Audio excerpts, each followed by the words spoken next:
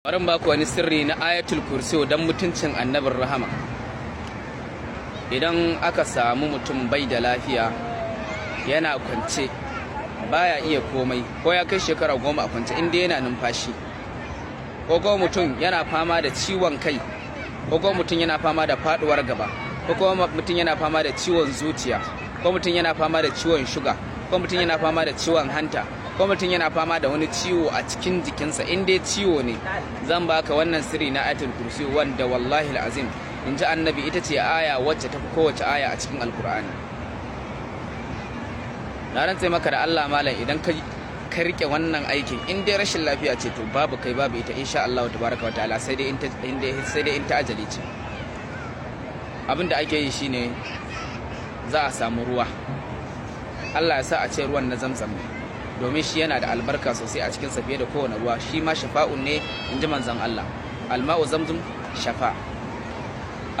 To idan Allah ya sa kana da halin da zaka iya nemo zamzam to ka nemo zamzam. Wanda zai maka wannan aikin sai yayi alwala, ya kalli alƙibla, sai karanta maka ayatul kursi, ya tofa maka a cikin wannan ruwa kafa 99 ɗari ba ɗaya.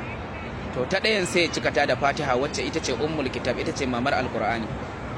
Dan uwa sai a samu gaushin wuta guda 9, sai a ɗauki wannan gaushin wutan sai a zuba a ciki, ana zuba sai a ce Allah yadda gaushin nan ya mutu a cikin ruwan nan, Allah ka sa cutar jikinsa ta mutu, Allah ka ɗauke masa cutar da take damunsa. Dan uwa kwana 9 ake ana aikata shi, duk irin yadda jinya ta kai tsanani za a tashi, za a warke albarkacin rasulullahi. Na ba ku ne saboda ma'aiki, saboda annabi da yake kwance a wannan masallaci mai albarka, na bada ne saboda mutuncin manzon Allah. Idan har babu kyashi da hasada a cikin zuciyarka, kai share din wannan bidiyon, domin wallahi akwai marasa lafiya da za su amfana da shi. Mu ma mun cire kyashi da hasada ne, mun bada saboda mutuncin annabi sallallahu alaihi wasallam, saboda wannan gari na Madinatul Munawwara. Assalamu alaikum wa rahmatullahi wa barakatuh.